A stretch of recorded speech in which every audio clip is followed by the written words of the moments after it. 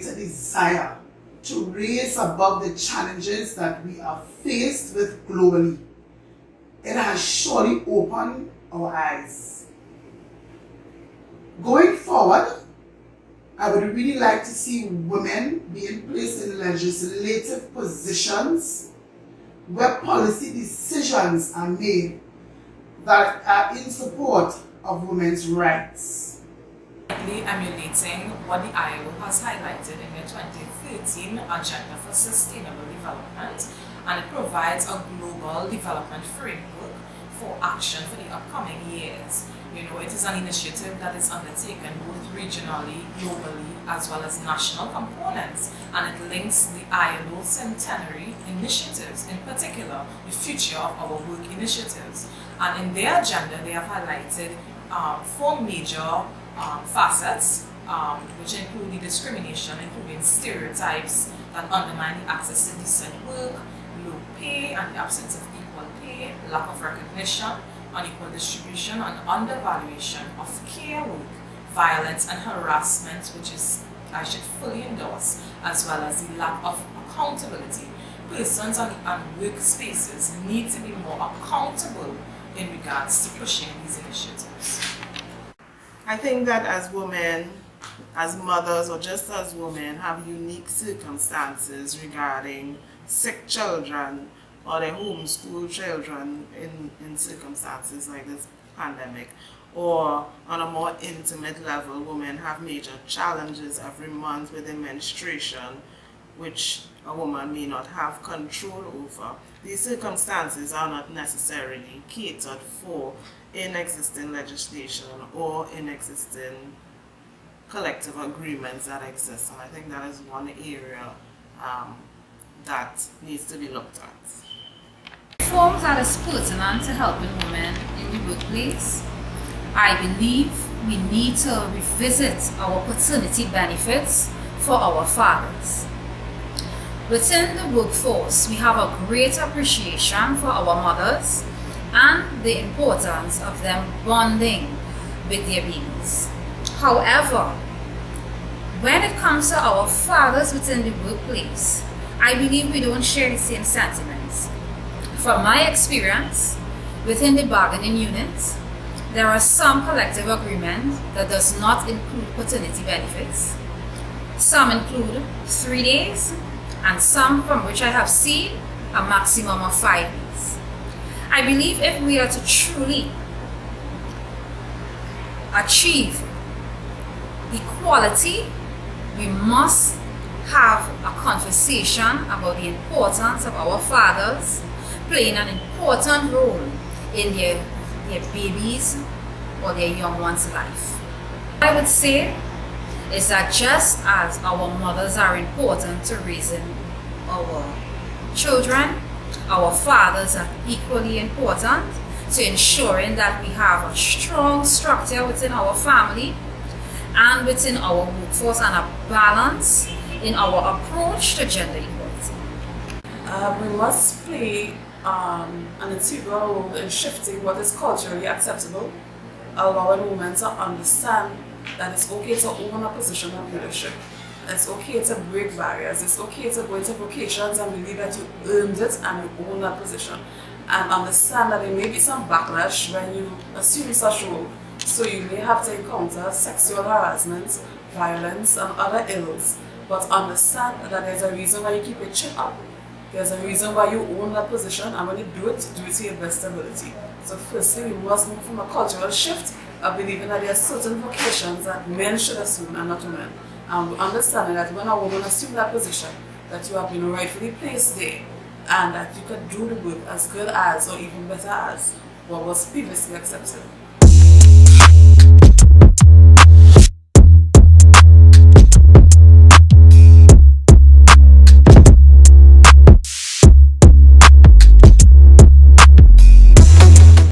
I quote from Trinidad and Tobago Women's Movement: protecting our girls won't change our boys, but changing our boys will protect our girls.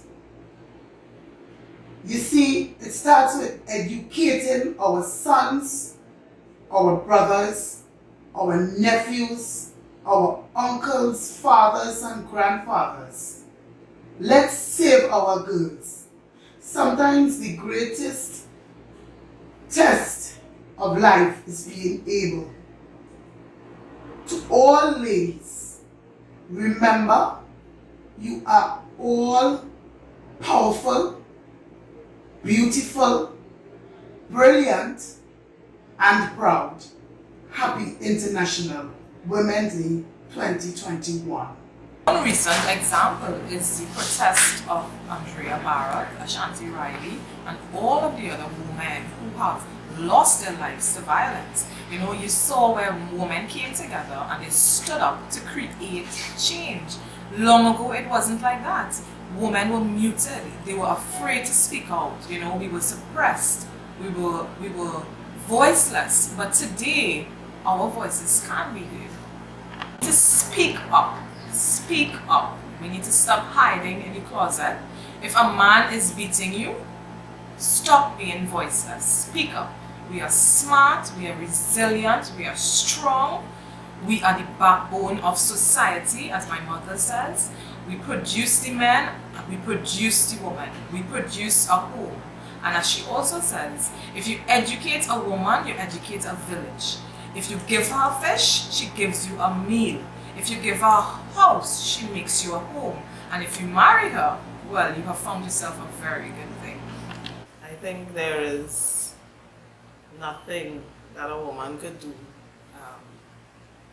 to deserve being on the receiving end of violence in whatever form. Looking at the news, I am horrified by what is currently taking place in our country, but I know that together we can make a difference. Those that didn't survive may not have had the opportunity on their own to stand and make a change, but I think collectively, if we all put our voices together, if we all take responsibility, be it reporting a situation, be it giving a sister that support, even though she may not have the strength to speak out, I think collectively we could turn this thing upside down. It's just not acceptable. The aggression towards women, it tells me that men don't have a space in which they can truly express their emotions. Within Trinidad and Tobago and the wider community, we have often seen that spaces are created for women to truly express how they feel. They are able to break down, they are able to tell what their experiences were, and able to move on from that. I'm afraid with our male counterparts that is not the same. So we are seeing an aggression in a way that is inflicted upon women that is creating a wider problem. I think what we have to work on is ensuring that different programs are put in place so that men could unlearn learned behavior, and that abuse towards another person, physical abuse towards another person, abuse towards a woman is something that should not be tolerated. I would also use this opportunity to touch on the fact that it's not only women feel or experience gender-based violence, but we have men also that hurt in silence, and because of the stigma that is attached to a man being abused, they are not able to actually come out and say what that problem is or what their problems are. Under no circumstances should anyone receive or encourage someone to abuse them, because it's not proper behavior and it's not something that should be accepted. I address this question with much passion because I have been a survivor of domestic violence and abuse. And I can say that as a society, we definitely need to do better. We need to create a safe haven for women. I am not totally in agreement with this mantra that we need to protect our women. What we need to do is grow our boys, making them know their position in society, because we must understand that our men are being ostracized. And the fact that women are now assuming this role of leadership and power, men feel powerless. So we have to create some form of mentorship program, some form where they can feel included and understand that they are kings and not peasants and be able to assume their role rightfully. Secondly, the judicial system, much more must be put in place. And speaking from a criminological background, I must say, being the retributive system that we are, and failing to incorporate restoration in it, in order for punishment to be effective, it must be swift, severe, and certain. We cannot allow these monstrous persons in our society to believe that it's okay and not protect our women. Speaking from a zero tolerance perspective, you must understand, women, I'm speaking to you when I say it does not get better. Forget the honeymoon period. It's actually a celebration of your closer or nearby death. Get out. If you're thinking that it's a safe place because you're afraid to, because you'll die, get out. Staying there brings your death even closer. I'm begging you to leave. I'm begging families to be facilitating to those persons, take them in, protect them, allow the law to play its role and protect these women against these monsters that exist in our society. Be strong and firm, trust in your God that He will take you out and lead you into a path of safety. I speak definitely with passion when I speak of this because I know the ills of it. And I'm telling you, it's safer to get out than to stay in. And I'm begging society to do different, to do better, to protect our women.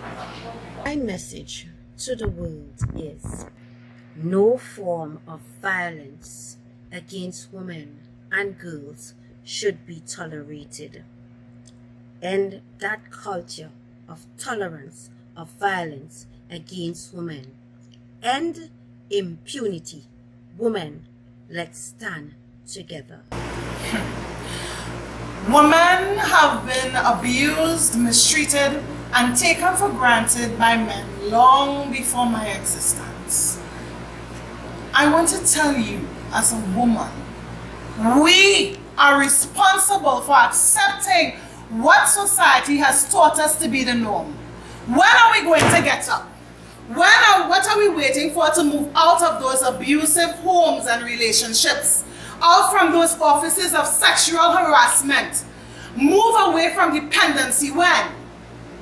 Are we truly waiting or depending on a government to legislate our equality?